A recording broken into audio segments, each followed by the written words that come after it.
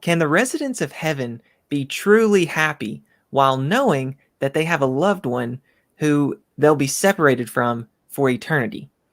That's the question we're going to be asking tonight with my guest, Dr. Eric Yang. Hello, Dr. Yang.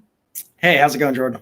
Dr. Yang's been on previously to give an overview of the Trinity, and this series of discussions I've been doing on philosophical theology is actually based on his book that he co-authored with Dr. Stephen Davis called Introduction to Philosophical Theology.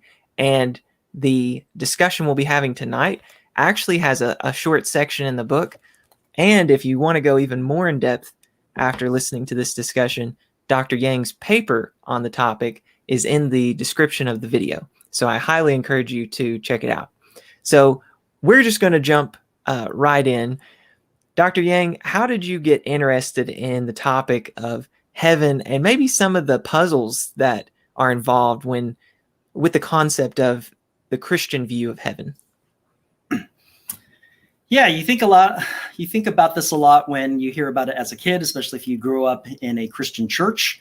And sometimes you form false beliefs about heaven. I formed the false belief that I would be skiing down something like a Mount Everest. I'm not even sure if Mount Everest is a mountain you can ski on, but as a kid, I loved skiing, and I thought there's going to be this very giant mountain. Perhaps it's endless, and you just go down it forever. And you have other kind of false beliefs that maybe you can fly. And as you grow up, you realize that these are a bit silly. But then you start to recognize that some of the things that you were taught might have some problematic implications, especially if you think about them more. And especially this idea of how to think about a loved one not making it, so to speak, being separated from a loved one who rejects God and God's grace and ends up eternally damned. And that was really sad and hard to think about. And I remember as a kid thinking about this and asking one of my pastors and hearing a very callous response. And that made it hard for me to want to take Christianity seriously. And this problem has often bugged me throughout my life. Now, I didn't think about it too carefully or systematically, maybe in fairly inchoate ways. But then intellectually, I started thinking about it a lot more when I started to read arguments that were criticizing certain traditional Christian beliefs. And I think I'm open to revising or abandoning some of my beliefs if there's good reason to do so. So I wanted to take these challenges seriously, and I wanted to think hard about whether I can retain my beliefs about heaven and hell, beliefs that I think fit with what we might call a traditional Christian view, or whether I should revise or eschew some of those beliefs. If I may ask, you don't have to share if you don't want, but what exactly was that pastor's kind of callous response? It resembles what we'll later call the Aquinas-Edwards response. And I wasn't happy with it as a kid, and I'm not happy with it even now. Yeah. Okay. Well, let's begin this way. You start the paper with a really helpful kind of summary of the traditional Christian view of the afterlife. So do you want to lay out these kind of two tenets? Yeah, so I think for a traditional Christian view, there are two claims that have to be accepted. First, that some human beings will be in heaven, eternally enjoying bliss and union with God. And I think that bliss is heavily about that union with God, but it may involve more. And then the second claim is that some human beings will be eternally separated from God. And I think the source of any misery in hell will be that eternal separation. So minimally, I think these are the two claims that have to be held for some kind of traditional Christian view. Now, you describe in the paper this kind of tension between these two, and you're going to formalize that tension with an actual argument here in just a moment. So do you want to just lay out what the tension is first, and then we'll dive into the argument? Yeah, and before I even do so, I want to stress that there are, even amongst Christians, different conceptions of heaven and hell. And there are even amongst Christians different views on how to exactly end up in one destination or the other, or whether you have even both of these destinations. And in fact, some theologians and philosophers have objected to any account of hell or eternal separation. And those, I think, arguments are very interesting. But what's unique about this tension that I want to address is that the traditional view on hell, while some objections can be raised to it, also seems to pose a problem for a traditional conception of heaven. And I think the tension arises in part because our eternal joy may be construed as including fellowship with other human beings. And I think there seems to be good reason for believing that we will have such fellowship with other human beings. So let's just try to get the intuitive aspect of the tension. So just think about it for a moment. How can a resident of heaven be happy if they know that someone that they love is eternally suffering or separated from them forever? That is, they will never experience any kind of fellowship or union with that individual. That seems very sad. And it seems we would still have that desire to be in union with our beloved in heaven. And so it seems that we would be sad in heaven. But heaven is supposed to be absent of all sadness. So what gives? So I think that's the way of laying out the prima facie tension between these two claims. Excellent. So now I want to put up the argument you gave in the paper, and you call this the eternal separation argument. So just walk us through each premise, and you can unpack them as you go. Yeah, and I should give credit where credit is due. So this argument is adapted from a terrific book by two excellent philosophers, John Cronin and Eric Reitan. The book is called God's Final Victory. I think for anyone who is interested in these kinds of questions, they should read this book. And there's a very strong case that they give for universalism. And so they think we ought not to accept both of our opening traditional claims and instead just perhaps keep the first one and reject the second one in order to advance a universalist view. So I think the book is excellent. However, the argument that they give in their book focuses on our love for all persons. So the premises involve our loving every other human being. And that might be reasonably questioned. And so I adapted and modified an argument where the focus is not just on loving every human person, but on this very specific people that we already love here on earth. So this is where this argument is coming from. So let me just go through the argument. So premise E1, anyone in a state of eternal blessedness possesses both perfect bliss and continued love for their pre-mortem beloved. I think that's fairly straightforward. That's what a heavenly existence will be comprised of perfect joy and continued love for the people that we loved here on earth before we died. Now, I can imagine, as philosophers are wont to do, a way of perhaps questioning this. Maybe we don't continue our love for our earthly beloved in heaven. But for me, premise E1 seems fairly innocuous. Okay, premise E2. Anyone who possesses love for their pre-mortem beloved and who is aware that those persons are eternally damned cannot possess perfect bliss. Now, this seems maybe initially fairly plausible. There's a really great paper by Nicole Hassoun. The paper is entitled Eternally Separated Lovers, where she motivates a claim like this, that if you love someone and you know they are suffering, then you suffer too. And I think there's ways of defending that claim. Aristotle calls a friend a second self. Right? Your beloved is a kind of second self. And so their suffering constitutes your suffering. In fact, maybe E2 can also be defended by accepting what we might regard as a very classical account of love, like the kind that Thomas Aquinas holds, where that kind of account says that love involves willing the good of another and seeking appropriate union with that other. So willing the good of another and seeking appropriate union. But if one is in heaven and they know their beloved is in hell, then it seems like they can never seek appropriate union with that beloved. And so their love would be frustrated. And so it seems difficult to see how someone could be perfectly happy in heaven. Okay. From premises E1 and E2, you can derive that anyone who is aware that their pre-mortem beloved is eternally damned cannot possess eternal blessedness. Okay, so if you want to reject E3, you'd have to reject either E1 or E2.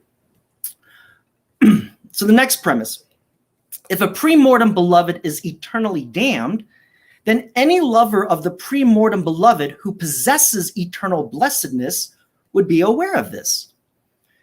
Now, this too seems to enjoy some initial plausibility. If you love someone, you'd want to know what happened to them. And so if you're in heaven, you might ask God or someone about the fate of the beloved.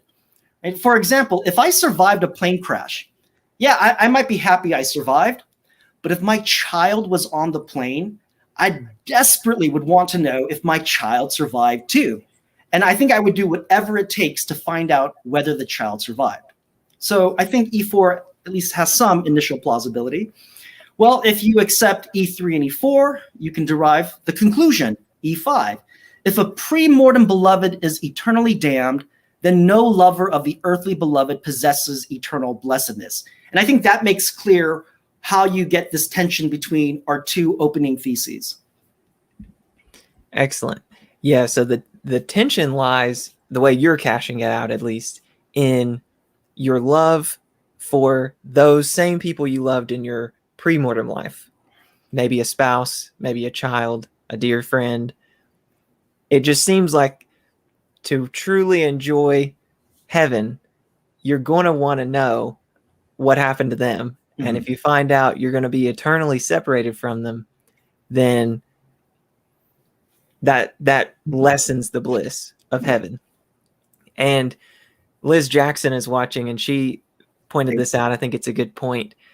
This problem seems to be a problem both for the eternal conscious torment view of hell and the annihilationism view of hell, which I'm most inclined to. I would say I am an annihilationist. Mm-hmm. So I'm right there in the boat where, yeah, this is difficult. So I'm eager to hear the responses, and I'm going to go ahead and tell the viewers, you're going to hear 4 responses. Now, Dr. Yang will tell you he doesn't necessarily like all these equally. So some of these, each one you'll probably offer some critiques on, but we're going to lay out all 4 just so you kind of get to see what your options are. Yeah. Okay. And as usual, Liz is spot on. And of the 2 that I like, there's one that I think can be employed by annihilationists and one that cannot be. All right. So let's lay out first just what these options are. Let me share my screen. Okay. So one of these is called the Aquinas-Edwards response. And you said at the beginning that your pastor previously offered a response much like this one. And but much less sophisticated. Yeah. The second will be the partial amnesia response. The third, the impassability response. And then the fourth, the Refrigerium response. That word just sounds so cool to say. Okay, so go ahead and begin unpacking this Aquinas-Edwards response to the argument. Yeah, so we find historical Christian thinkers addressing something like this problem. And it seems that Thomas Aquinas and Jonathan Edwards have addressed this. And the kind of response they give, I've even seen offered by some popular apologists. And here's what they say. That when the blessed in heaven see people in hell, they're going to be rejoicing.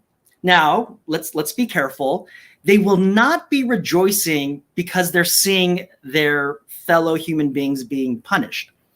Rather, Aquinas and Edwards say that the blessed in heaven will rejoice because they will see divine justice at work. Right? So they're happy that divine justice is taking place.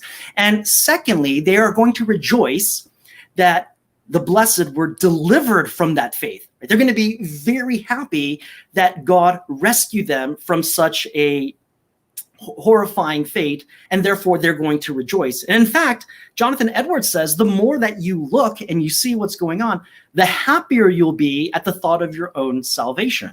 Okay, so that's the Wikipedia version of their response. And this response would deny the second premise, E2, that you can love and know about the fate of the pre-mortem beloved, but it wouldn't diminish the joy of the eternal blessed. Okay.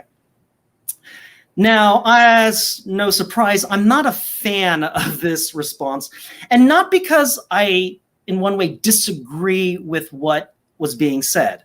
I think we can rejoice in divine justice if that's the way that divine justice is supposed to be played out, and of course that's contentious. And we can be happy about our own deliverance and rescue from such a terrible fate. But the problem seems to be that this response fails to address the heart of the problem, which is eternal separation from your loved one. So go back to the example of the plane crash. Yes, if I survived a plane crash, I would be ecstatic.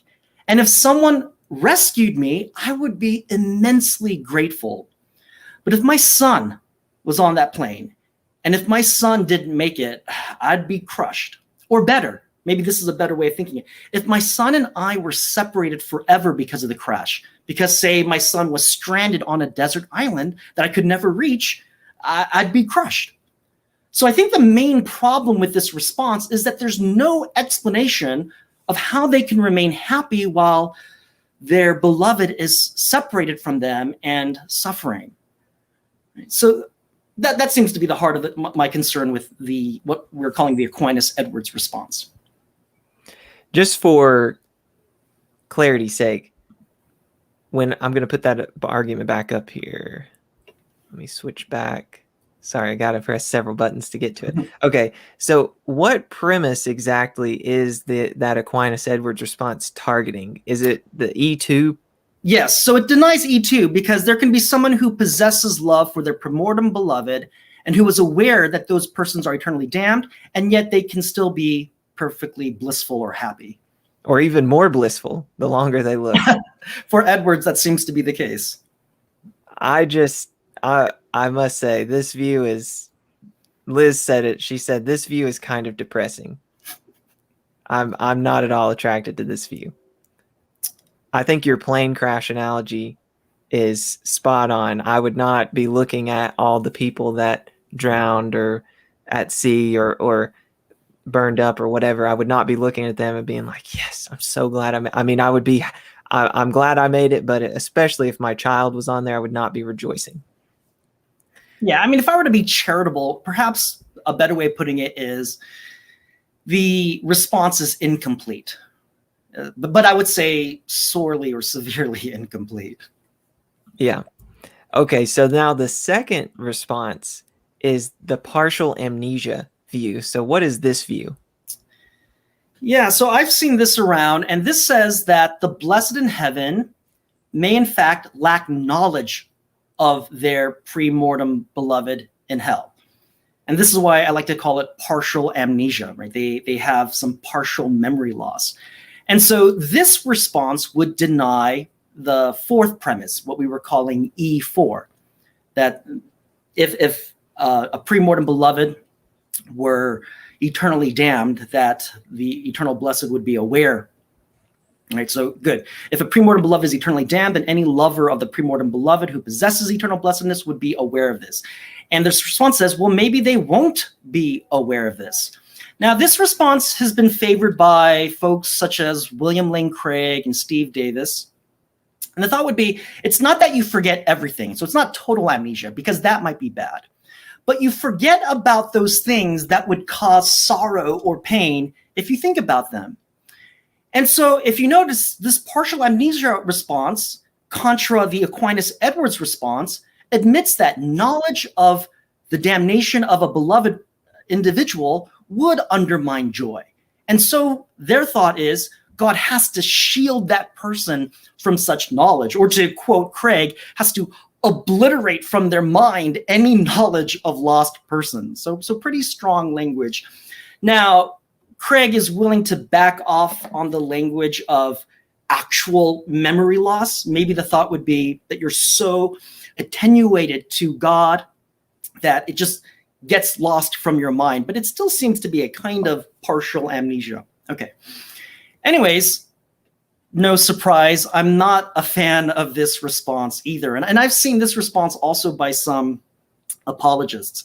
So let me lay out some of my reasons for thinking that this is not that good of a response. So first, I don't think it accords well with scriptural data.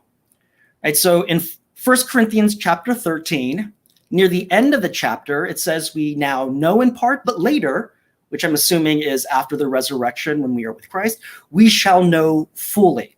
So it seems that our heavenly existence will be one where we will have richer knowledge. But it's weird to think that with the partial amnesia, we'd actually be more cognitively deficient in heaven. Okay, so that just seems odd to me.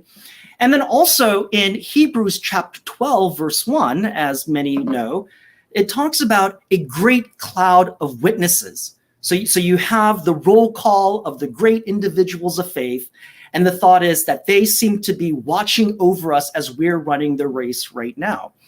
So it seems then, if you're going to take that verse quite seriously, that the blessed in heaven are aware of the living. And so it seems plausible to extend that and say, well, might they not also have awareness of the fate of others, including the ones that they might love, including the ones who are in hell? So, to probably do this justice, we'd have to go into more depth in hermeneutics and biblical exegesis, but at least there seems to be some tension with some passages in Scripture. Okay, here's another reason why I'm not a fan of this response. Honestly, I'm not even sure how it's supposed to work. Right? Let's take it as partial amnesia. What do the memory wipes look like? So here's an example. Suppose someone is married for 50 years and that person goes to heaven and their spouse goes to hell. What does God do? Does God erase 50 years of memories? Wouldn't that person in heaven wonder what happened during those intervening years? Or maybe it's not full 50-year wipe. Maybe it's just wiping some of the parts from the picture. So this person now has a memory of proposing, but they're not holding anyone's hands, and they're putting a ring on nobody's fingers. That seems weird. So honestly, I'm not even sure how the memory wipe is supposed to work. So I think more would have to be said to even make the account plausible. Okay, two other quick points.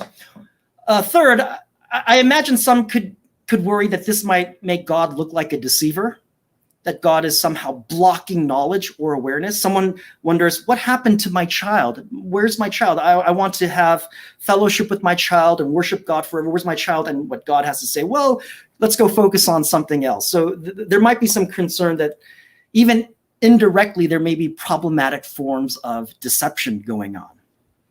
And finally, you might think that there's a real harm in such memory wipes, whether you take the memory wipes literally or not.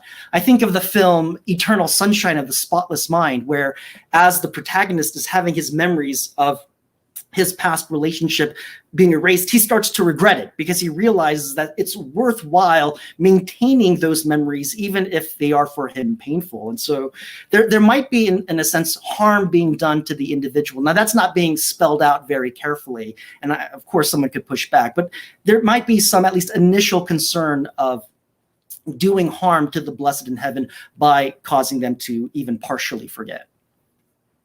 That You referenced a couple of movies in the paper that I thought, man, those were both great analogies, and I forgot the name of the movie you just said.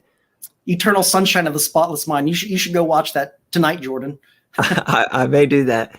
Now, if I remember in the paper correctly, and I think the context actually helps make this point really strong, so that's why I'm mentioning it. The character loses, is it a fiance or something like that? It's an ex-girlfriend. An ex-girlfriend, okay. And he just wants his memory wiped of her, right? Yeah, so she broke up with him, and it's causing him a lot of grief. And so there's this technology where you could be put under, and it can isolate those spots in your brains and remove those memories. Yeah, and in the movie, apparently, I'll have to go watch it. He begins this process and then he begins regretting it. Like he would rather live with that. It's almost like, it reminded me of that quote, like, better to loved and have lost than to have never loved at all. And something along those lines. So it seems like, yeah, it could be that a memory wipe actually is doing harm to the individual. That's right. Okay, so that's the second response to the problem, the partial amnesia view. So you in the paper, you're like, this Aquinas-Edwards response just seems deficient. The partial amnesia response, there are these difficulties with it. And you offer two responses after this, the impassability response and the refrigerium. So start with impassability. What's going on in this response? Yeah, so these two responses, I think, are better, and I find them interesting. I'm not sure if I'm a proponent of either of them, but I find them both very interesting. So the first one, this impassibility response, rests on two claims. The first claim is that God is impassible, and we'll unpack that in a moment. And the second claim is that humans will be like God in heaven. Okay, so let's start with that first claim, that God is impassible. What does that mean? Well, what it means is that God cannot suffer, that God cannot be passively moved by anything external to God. Right? God isn't what we might say is an appetitive being. He's not reactive in the way that we are reactive to certain external forces. Okay. Now, let me make one clarification, because there's a lot of ways of trying to construe what divine impassibility is. Some people think that divine impassibility means that God has no emotions whatsoever.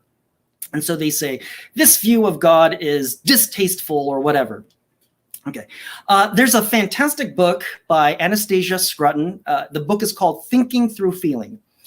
And in that book, she nicely shows this historical distinction between affectiones, which we might call active emotions, and passiones, or passive emotions. So we have active emotions and passive emotions.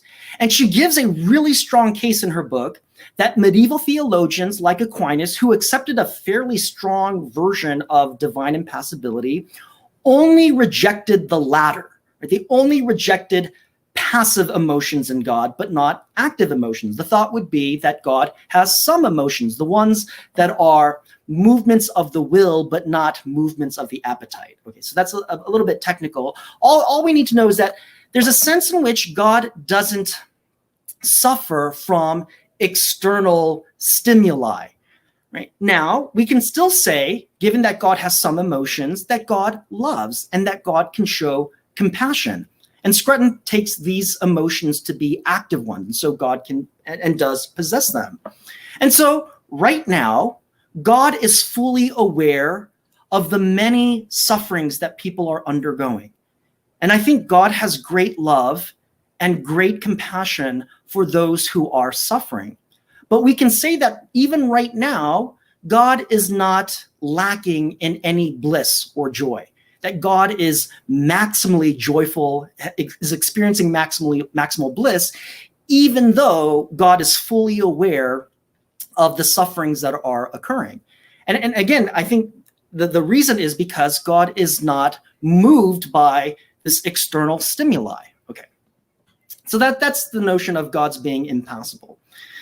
Now, the second claim for this response is that humans will be like God in heaven, and in particular, that humans will be like God in heaven by being impassible or quasi-impassible. And you might think, well, that seems weird or odd, but you can actually find claims like this in the Christian tradition. Athanasius in the 4th century actually suggested that humans will become impassible in heaven. Right? So maybe you won't be fully impassible, but maybe more so. Just like in heaven, you don't ever become omniscient, but you can grow in knowledge and wisdom. Okay, so then suppose that in heaven, the blessed are impassible or quasi-impassible, then they too can be emotionally impervious to external events just like God. That is, they can be aware of the fate of the damned and yet not be harmed by such knowledge because their emotional life is very, very different than the kind of emotional life that we have pre-mortem, right? So this response would deny E2. It says there can be a case where someone is aware of the fate of a beloved and yet who is in hell, and yet not undermine their eternal joy in heaven. And the reason why is because they've gone through, say, an emotional transformation. And that radical emotional transformation, which makes them more like God, makes them impervious to that kind of stimuli. Okay, so there was a lot in that response. I want to try and unpack this a little bit. So it seems like we want to begin with an observation, and that is that God right now is in this fully blissful state. We don't want to say that he's somehow lacking in a perfection of like happiness and joy or something like that. I can imagine some people may want to say that, but I don't want to say that. And I think a traditional conception wouldn't want to have that. Sure. So, but we also want to say that God is aware of all the suffering that is happening right now in various ways. So you're drawing this distinction in God between active emotions and passive emotions, and the passive emotions, if I'm understanding correctly, would be things that are happening to God, and he has a response to it, that he doesn't bring about the response. It more just kind of happens to him. Is that fair to say? For passibility? For passibility? Yeah, that's correct. But then on the active side, he can bring about emotions if he's the one that wills it, that he does the causing. Sorry, so just for clarification, so this is saying that God is impassible. So there are no, yeah. Right. So you mentioned even on the impassibility view, I guess there's a strong and a weak version of that. And it sounded like you were saying even on the impassibility view, there is a distinction that can be made between these active emotions versus passive emotions. And impassibility wants to deny the passive ones, but affirm the active ones. And I just wanted to be clear on the passive ones, the way that if I'm understanding correctly, these are things that it's not like God's causing these emotions. They more or less, just like in us, like if I see someone suffering, I just naturally find myself grieved for that person. And this view of impassibility is wanting to say we deny that. We want to say God can still have emotions, but these emotions must be brought about by him. It's not like something is happening to him. Correct. Okay. That's correct. Okay, so that's how impassibility looks for God. And then for Christians, at least this response to the problem would say Christians are to become more like God in heaven. And so we may very well become more like him with respect to impassibility, in which case we could, even though we're aware of the suffering, not have this kind of passive emotion that's happening within us like we experience here on earth, but rather we can still have emotions. It's just these emotions are brought about by us. That's right. So we can have compassion on our pre-mortem beloved who are in hell, but we won't be feeling pity or sadness because of being impervious to that kind of experience or that kind of external stimuli. That's right. Yeah. So this is an interesting view. I think maybe the closest thing that comes to mind, at least for me, in human experience would be, I'm sure there's a condition that's more precise than this, but something that comes to mind is psychopaths how psychopaths, they don't experience feelings of guilt. They now I'm saying take that, how they don't experience feelings of guilt, but you can put it on someone not experiencing feelings of some other kind of emotion. And let's change to the psychopath view. Yeah. I don't know. That's the closest thing I can think of in human experience to that kind of like emotion. Or you get what I'm saying. Okay. So I want to bring up, well, what are you, so we've laid out the view, but what are some objections to this view that you can think of? I think a serious objection is the kind that you're considering. You're saying, hey, I'm trying to think about what this might be like emotionally. And man, it sounds like you would be maybe akin to a psychopath. And wouldn't that be a bad thing for you? Okay. I think that's a serious objection that's worth considering, because it is very hard to imagine what it would be like to be impassible, because right now we are subject of passions. I think in response to that, we could say a couple of things. I think being radically transformed, however that's supposed to work when one enters into heaven, would be something like what Laurie Paul calls a transformative experience. And so we really cannot know what it's going to be like and what our preferences are going to be like when we get there. And that's just very hard to imagine.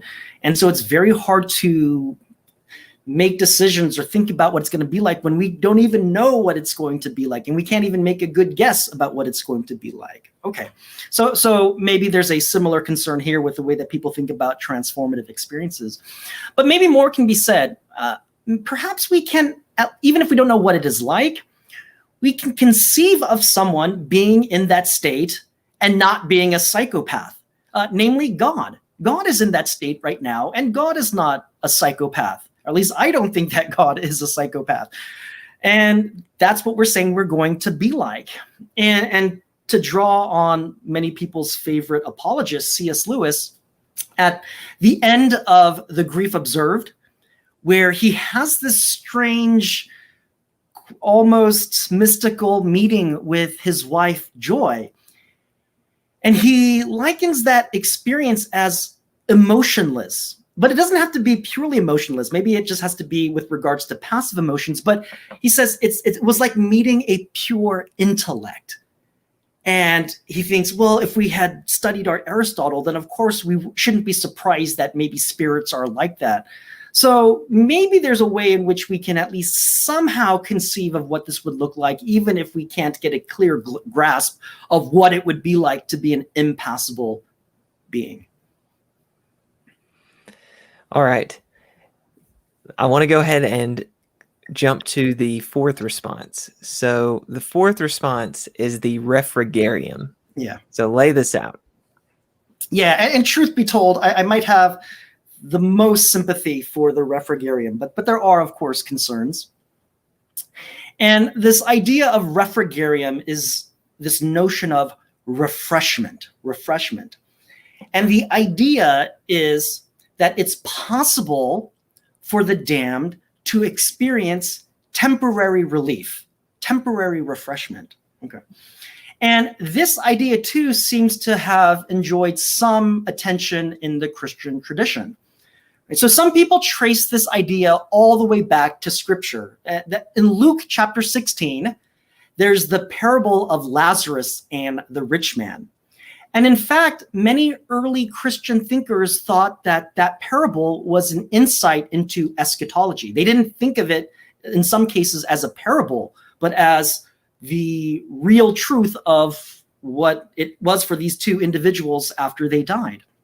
Though, of course, nowadays, I would guess that most people think of it as a parable. And in that parable, the rich man lives a comfortable life. Lazarus is sick and is begging for food. And when they both die, Lazarus gets to enjoy comfort and refreshment at the bosom of Abraham, and the rich man is suffering in what seems to be something like hell. And the rich man sees from afar Abraham and Lazarus at his bosom and says, please, can you send Lazarus down, dip his finger in water and bring it to me to just give me some relief? And Abraham explains why he can't do it. And I think the point of the parable really isn't about eschatology, but what some people drew from this parable was that it seems possible, at least maybe for the rich man, epistemically possible, for someone to come and provide for him refreshment, right? Some kind of temporary relief, even though he is damned. Okay. Now, a few other early Christians had entertained this possibility. This never enjoyed official Christian teaching or doctrine or the status of dogma. It was usually just entertained as possibilities. In fact, Augustine in the Enchiridion entertains it. He doesn't seem to be a fan of it, but he entertains it as a possibility for those who feel like they need more of a response to this problem. And he says, quote, certain intervals of time, the punishments of the damned are somewhat mitigated, right, to apply or interpose some little respite in their torments, end quote.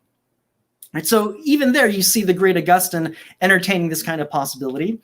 And then where we see it in somewhat modern times is in C.S. Lewis in The Great Divorce. And in that story, you have the citizens of the Gray City getting on a bus and taking a trip to what appeared to be something like the heavenly or the pre-heavenly mountains, where lovers or friends or people who knew each other on earth get to reunite.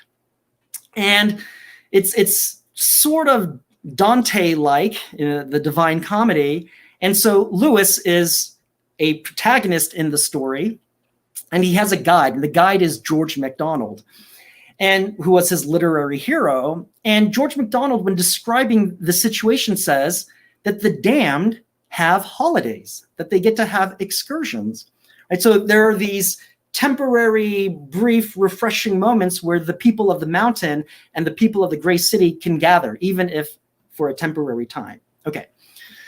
So I think that this idea, the Refrigerium, can serve as a starting point for a response to the problem of eternal separation. And it's this, that the suffering of someone's beloved in hell might be temporarily alleviated by a citizen of heaven, by someone who loved them but went to heaven. That is, that there can be temporary and sporadic union between lovers, even though one is in heaven and the other one is in hell. Now, there won't ever be complete or full union, but it seems to be a union that's appropriate given their situation, right? And it doesn't really matter where they meet, right? Someone might ask, like, where do they meet? Do they meet in hell? Do they meet in limbo? And it doesn't really matter. You could just say there's some neutral zone, right? Maybe right at the gate of hell. You can imagine a quarantined patient where there's a window between the patient and the visitor. And you could say, well, maybe there's some sort of neutral zone where they're allowed to meet. Okay. What I think this response would do then is it too would deny premise E2. That even though you're aware of the damned, the fate of the damned of someone that you love, it may not undermine your joy or your happiness, right? You could still retain perfect bliss, even though you're aware of a person that you love being damned. Okay. How might we imagine this? So suppose there's a case where someone that you love has to be medically quarantined because they have a very severe disease. Or imagine someone having to be incarcerated because they are a danger to themselves and a danger to other people. So suppose that you think, all things considered, it's good for that individual and good for the safety of others that that person be restrained, whether it's because of some illness that's highly contagious and has a high rate of death, or because they can harm others willfully. All right. Now, you might think someone who loves them might recognize the need for someone being detained. And yet you could think that temporary and sporadic visitations might allow for some union, right? And in fact, it might be the kind of union where the lover can administer relief, can be the instrument of refreshment, right? I mean, however it's supposed to go. Maybe that individual can bring that person their favorite food or their favorite drink or whatever. But the point would be, if there's some possibility of refreshment, it might even be possible for the lover in heaven to be the one to be the means of that refreshment. And so what I think the Refrigerium response does is it recognizes the need for union. Not just union between God and human beings, which is the primary one, but the need for the need for union between human lovers. And this response allows for a way for the blessed to express their love. It's good to express your love and to be the instrument of that expression for the beloved. And in doing so, you get to experience union with them, even if it's temporary and intermittent. So this is basically the Refrigerium response that I proposed. Okay. I want to mention a couple of my objections. Yeah. But I want to hear your objections as well. So a couple that come to mind for me. It seems like this problem of eternal separation isn't just the separation aspect. The separation and the suffering of the loved one they go hand in hand. So on this response, you solve the separation issue, but just like the quarantine case or the incarceration case, it seems like even if you get to be with the person, they are still suffering and you love them. So you hate the fact that they're suffering and you empathize with them. And in that way, you're not in perfect bliss. So it seems like this doesn't get at the fact that the person is still suffering. What do you think about that? Yeah, that's an excellent question and excellent objection. So I think part of it depends on what the source of that suffering is. And here I said people have different conceptions of hell. My own view is that the denizens of hell are there because they are choosing to be. A lot of people also distinguish between the kinds of sufferings or pains that occur in hell. And it's fairly traditional to distinguish between what we may call the pains of sense and the pains of loss. And the pains of sense are the ones that get caricatured as the licking fire, or, to put it in a cartoon way, the stabbing of the pitchfork by a demon or something along those kinds of lines. Just what seem to be physical kinds of sufferings. Whereas in the pain of loss is the kind of recognition of this great good that you could have had, but you're not experiencing. Now it could be that you're not having it because of a choice that you're making, but you're still bemoaning the fact that you don't have it. I imagine someone saying, well, if I just come back and repent and say sorry and make amends, then the party will go on and everyone will be fine. But I am not going to say sorry whatsoever. And so the party is ruined, but I still bemoan the fact that the party is ruined. So there are a lot of different responses. So I take that the pain of sense is primarily metaphorical. I take it that's supposed to be worst place imaginable, because I take it that any place where you don't have the experience of full union with God can't be very good. And if the further that you get from union, the worse it's going to be. And I don't know if there's a maximal worse. It doesn't seem to me that there is, but it seems that this is as far as one goes, and that seems extremely bad. Just as I take that the descriptions of heaven are also metaphorical. I don't take heaven to be a place where streets are made of gold. If there are vehicles, that would make it, I think, slippery. I don't think that there are literal gates with pearls. So I take it that the suffering is not going to be a pain of sense. And if there's any kind of suffering, it's going to be maybe self-imposed psychological distortions. People talk about sin as being curved in on yourself. You're just focusing on yourself. And so the thought might be that it's not physical pains. Okay. So with that in mind, I think we're not bemoaning the fact that the person is undergoing these extra kinds of torments. That their only loss is that they don't get to be eternally united with God.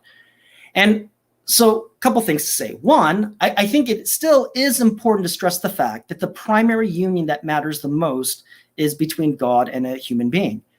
And so you might think, well, that person still has that, but they still need to have, I think, human fellowship.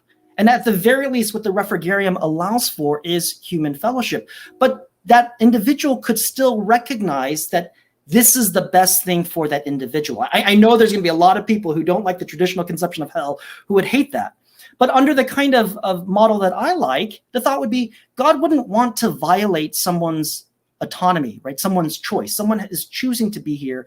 There might be something bad for God to force somebody to come upon and join them in heaven. And in fact, you might think it would be a worse thing for that individual if God were to do so. So even the lover in heaven can recognize, in some sense, this is the best thing for that individual. And thankfully, there's still means by which there can be some kind of union with them. Okay, let me push back once more. Yeah. So say you have a spouse who, for whatever reason, decides that they're going to isolate themselves, and their isolation causes them to just suffer or be angry, or you can imagine very just negative kind of responses. But they're the ones that they're choosing this. Maybe they think they have a good reason for withdrawing from everyone else around them. But say you're the only one that, gets to go and meet with them. They'll let you come, but they just don't want your best friend. They don't want that friend coming around. They don't want anybody else coming around. They'll let you come. I don't know. Maybe you don't think that analogy is appropriate. But it seems like you're wanting to emphasize that it's somebody that's imposing of their own will this withdrawal from God. They don't want union with God. They just want to be separated from Him. But you're still allowed to come. It seems like you're still faced with this problem that they are experiencing negative. Their experience is overall negative, even if it's self-imposed.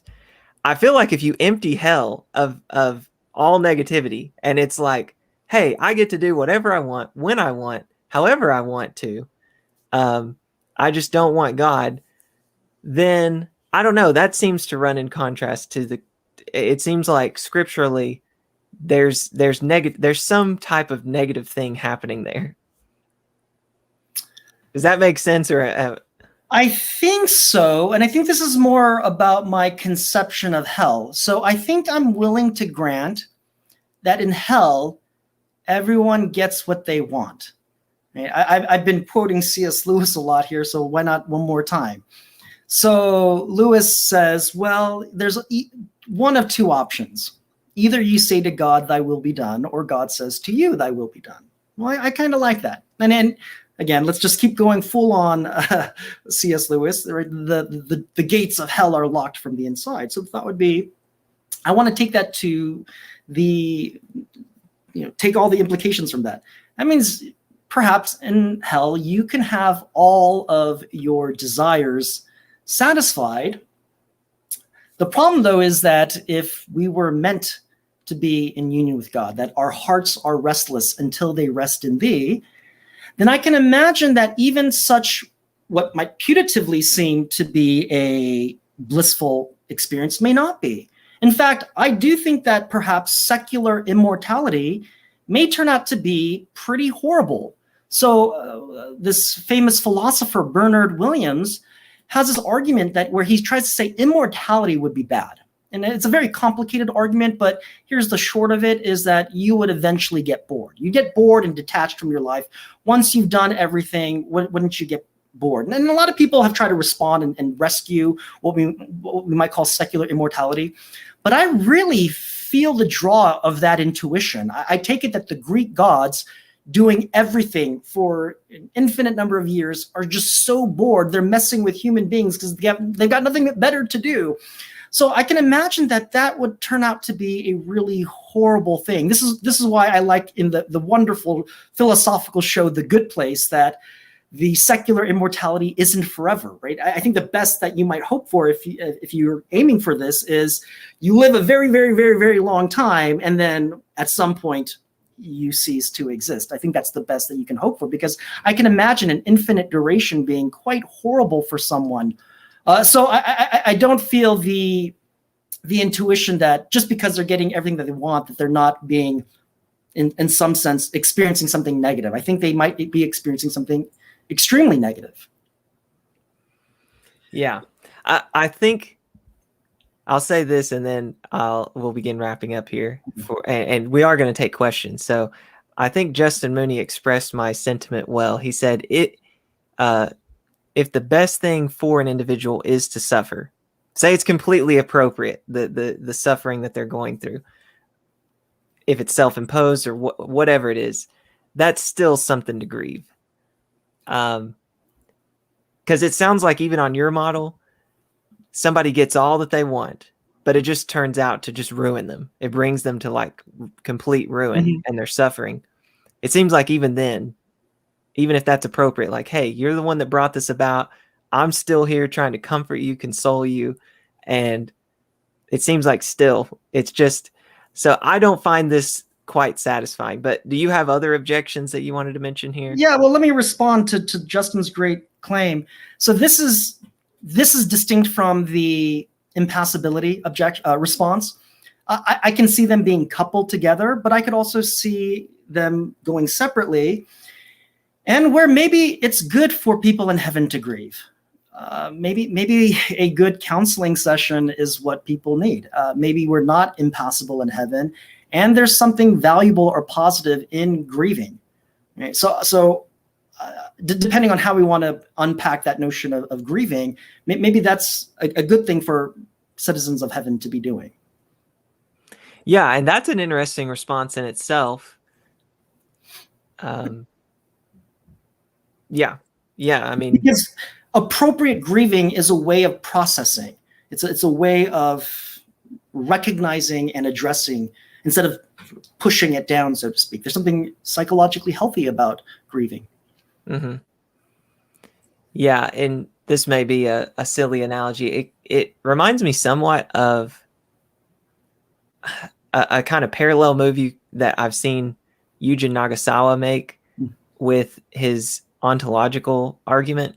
It's like, hey, instead of this omni God, say that you can't achieve that kind of omni, conjunction of all those omni properties. They interfere with each other. Maybe even you just pick one property, it's not quite able to be consistent. So you just dial it down to where it is consistent. And it might be that, we think heaven's this perfect, absolutely blissful state, and we think happy, joyful, and all, and it has those qualities to the maximum extent that it can. But maybe it's not free completely of some type of appropriate level of grief. I guess you could make a move like that. Yeah, there's some who think there's no such thing as a maximal level, but even if there were, you could think that maybe grief is a part of that. Okay. The alternative is that this is a great argument for universalism, and everyone in hell makes it to heaven. And so it seems like even on that view, you still have a period of grief in heaven. I mean, unless you want to say that everyone immediately goes to heaven. But I feel like probably many universalists want to say there's this period of a separation where you kind of come to your senses like the prodigal son, and then you return. But it seems like even during that time you have a level of grief. So I don't know if universalism escapes the grief completely. It's just it's like a temporary level of grief. Yeah, and if you're a universalist, you may not even want to deny any of these premises and accept the conclusion, and that's fine. But I think your point is well taken that there might still be a period of grief. But what I guess I'd want to say is this Refrigerium response kind of gives us something that the universalist also gives us. The universalist says you never lose union with your beloved. And what seems to be cool about the Refrigerium response is perhaps you don't either, even if there is a traditional conception of heaven and hell. All right. Well, that gets us to the 1 hour mark. So if it's okay with you, can we do about 10 minutes, maybe 15 minutes of Q&A? Sure, that's great. Okay. So go ahead and type your question in the chat. Just please put the word question at the beginning. I already see one from Brandon116, and I saw one from Liz as well, I think. I'll scroll up and find it. Maybe, Liz, can you type that one in the chat again? Because I'm missing it. But I know I saw you type one. While you're typing your question, I would like to say if you enjoyed the video so far, give it a like. Right now I see I have 3 likes, so please give it a like. And also, if you have watched several of my videos and you're enjoying my channel, then consider subscribing. Right now is also a great time to become a patron. If you value the work that I'm doing, please consider becoming a patron. And I say that it's a great time because I'm giving away 3 books to one of my patrons. The way that you can win the 3 books, guaranteed, is to just ask the best question. You come up with a question that you'd love to hear a scholar answer and send that to me. I'll have a team of philosophers vote on it, what the best question is, and I'm going to give away these 3 books to 2 winners. The 2 people that ask the best questions get the books. So you can become a patron for any amount right now. Okay, let's go into the questions here. I'm going to start with Brandon's. So he asks, I know Eric Wrighton and John Cronin give multiple arguments for universalism, but where do you think they go wrong? Do you think they are off biblically or in their philosophical arguments? It's been several years since I read that book, God's Final Victory. They give, I know in the chapter where I take this argument, at least 3 different arguments. And honestly, I don't remember. So I'm sorry, I can't say too much. With regards to universalists, typically the kind of arguments they give, I wouldn't say that they're off biblically, though I think people will disagree on how best to interpret certain passages. I think what's been really cool about the debate between traditional views, and even when I say traditional views, there are competing traditional views, those who take punishment seriously, those who take free choice seriously, but let's just lump them together, traditional views. And for those who accept universalism and annihilationism, is they typically try to start with scripture. That's not always common in these kinds of theological debates. So I think that that's been a pretty cool feature in this particular debate. I think I will say I'm not moved by the philosophical arguments for universalism, but again, this is not something that is in my area of expertise where I can just offhand tell you what those arguments are. So I'm sorry. All right. I mentioned in a previous interview with Dr. James Bilby on Postmortem Opportunity, the last chapter in that book was on universalism, and he gives his reasons for rejecting it. So Brandon, you may want to check out chapter 9 of that. And Brandon, I believe you're a patron, so you may very well win the book and be able to check that chapter out. So, okay, the next question comes from Justin Mooney. And he asks, what does Eric think of the view that there is sadness in heaven? Justin always asks really good questions, and I look forward to the day to actually meet him in person if that ever happens. Honestly, I don't have a view.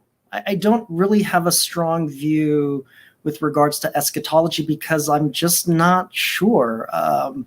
Some people say what no eye has seen, what no ear has heard.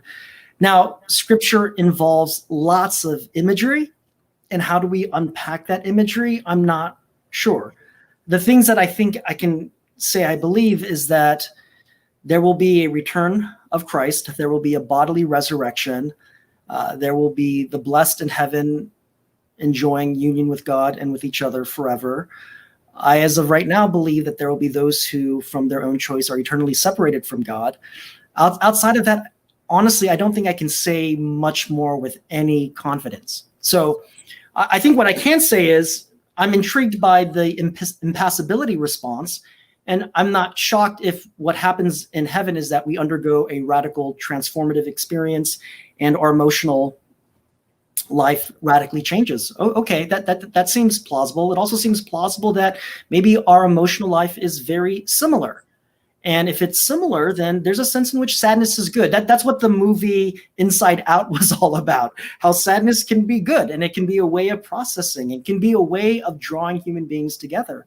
So maybe there's a sense. Now, of course, there's biblical imagery where every tear will be wiped. And I think I'd want to say just immense sorrow may not be there, but I can't imagine where appropriately grieving or there even some measure of sadness might be a good thing. And so I can imagine a possibility where that's incorporated into heaven. But I don't have anything so strong as a view of whether there would be sadness in heaven or not. All right. The next question is from SlamRN.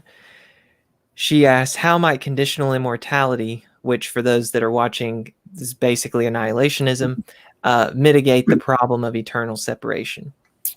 So I think, as Jordan mentioned near the beginning, that the argument as spelled out might also pose a problem for conditional immortality or annihilationism, because if you love someone on earth and then you both die, you make it to heaven and your beloved blips out of existence, you might be really sad about that. You might wonder what happened to them and care about them.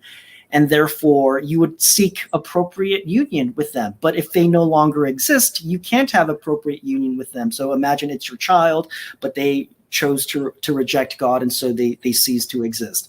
So I think the argument as it's laid out would also not just be pro-universalist and anti-traditional view, but would also be a challenge to the annihilationist.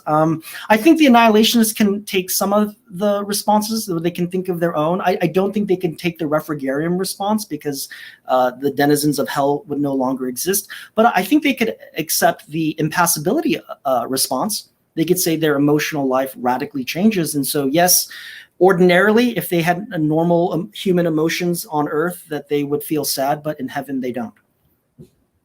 Even though they fully recognize that their beloved no longer exists. Yeah. Let me take a brief shot at this, since I said at the beginning that I hold the annihilationist position. So I want to acknowledge, I see this as a good argument for universalism. I really do. I don't have a problem admitting a good argument when I see one. Mm-hmm. I think it's a good argument for universalism, a good philosophical argument. I think the reason that I hold annihilationism is because I think it's the predominant view in Scripture. That's not to say that there are not passages that give other impressions. It's just in terms of weighing them out, it seems like the weight of Scripture falls on the annihilationist view. So that's why I hold it. So how might I try to reconcile this? It's funny, you said that I can't use the Refrigerium response. I think I can, but it would be for a limited time. My own view would be someone's not immediately annihilated upon death. That happens at the resurrection at the end of the age. So people that die right now, I think experience they have a conscious experience, even those that are in hell. And so what I might want to say is this is just pure speculation at this point, but hey, that's what this what we're trying to do. We're trying to offer some possibilities. So very briefly, I know you have to go. Very briefly, I would say something like the people in heaven can go to those in hell, like you lay out in your Refrigerium response. But it's almost like saying goodbye to a loved one. And there can be a temporary period of grief in heaven. I think that depending on how you cash out universalism is stuck with a temporary period of grief in heaven as well. Something like that. Yeah. It seems to me, though, that I think you would deny this, but that we want to have everlasting union even with our human beloved. And so I think even the idea of saying goodbye is extra painful than getting to intermittently see them once in a while. Yeah, I definitely agree with that. I guess I'm assuming that you might come to a point where you've grieved the lost appropriately, and you can kind of move forward from there. It's not like you're always going around sad. So something like that. Yeah, I see that. Okay. One more question, if that's okay. Yeah. And it comes from Mess J. Aren't we struggling, by the way, loving God and its justice and love of someone that rejected God? I'm not sure I understand the question. Yeah, sorry, I'm not sure if I understand either, but I guess with the responses, we're trying to show there isn't such a struggle. So I take it that the argument is saying, yeah, that is a struggle, that we are sort of torn. And I take it that with the responses, we're trying to say there, one, is no incompatibility between God's being loving and God's being just, and also our loving someone who chooses to reject God and so is eternally separated. So the hope is that these responses are adequately showing how they can be maintained. But I think it's worthwhile understanding the dialectic here.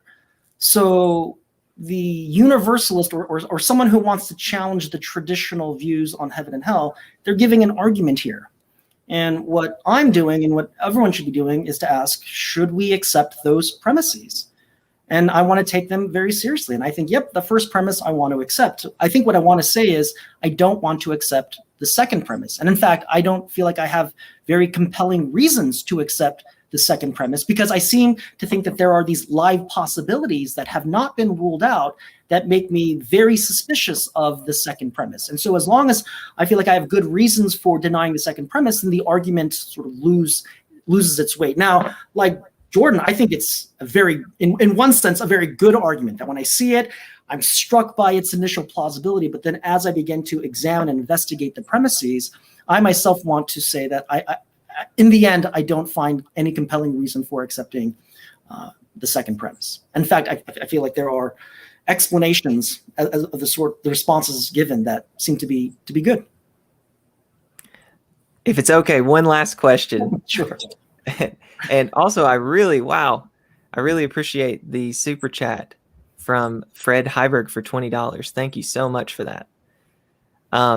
This is the question. I sometimes struggle with